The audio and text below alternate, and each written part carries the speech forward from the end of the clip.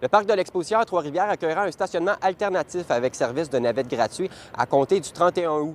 En plus de 200 nouvelles cases de stationnement, les citoyens pourront se rendre à l'Université du Québec à Trois-Rivières, au Cégep de Trois-Rivières et au centre hospitalier affilié universitaire régional. C'est rendu tellement difficile de trouver un stationnement dans le Carrefour du Savoir, là, que ce soit quand on va à l'hôpital ou les employés de l'hôpital, que ce soit quand on va au Cégep, à l'université, qu'à un moment donné, là, si on calcule le temps, l'énergie qu'on prend à se trouver un stationnement, bien là, les gens vont se rendre là direct. Ça fait très longtemps quand même que les citoyens là, du district du Carmel vivent avec ce problème-là. Fait que oui, moi, j'étais très préoccupée.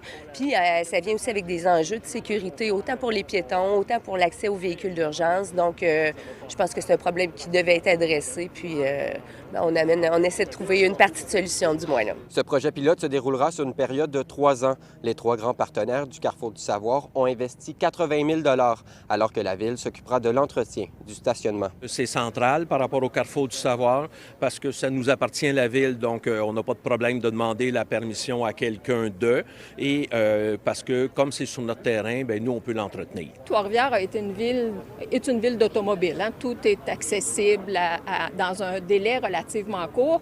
En même temps, on a des nouvelles réalités dans les dernières années. La congestion est de plus en plus présente. Et ce qu'on essaie de prôner, c'est de dire, bien, le transport collectif, c'est une alternative parmi d'autres. Pour l'instant, on s'est entendu sur un 48 semaines. C'est le début, c'est la période du projet pilote. Puis on évalue au fur et à mesure. Puis après 48 semaines, on va faire le point où on en est rendu. Puis c'est quoi la suite? À l'UQTR et au Cégep de Trois-Rivières, le sujet du stationnement est devenu un enjeu récurrent au cours des dernières années. Bien, c'est une alternative de plus qu'on vient offrir aux gens.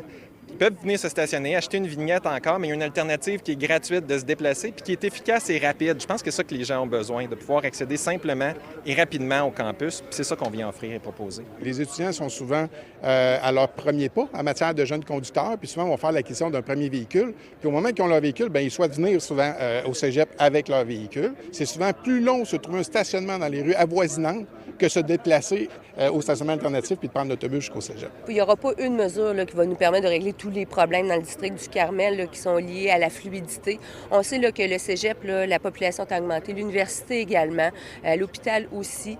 Alors, c'est un bouquet de mesures là, qui va devoir être mis en place. On voit aussi qu'il y a de la construction. C'est un secteur qu'on souhaite densifier, mais on souhaite aussi que on souhaite densifier pour que les gens utilisent des transports actifs. La navette circulera en continu durant les heures de pointe, soit de 7 h à 10 h et de 15 h à 18 h 30 et s'arrêtera au point d'arrêt aux 15 minutes. À Trois-Rivières, Nicolas Bergeron pour Nouveau Info.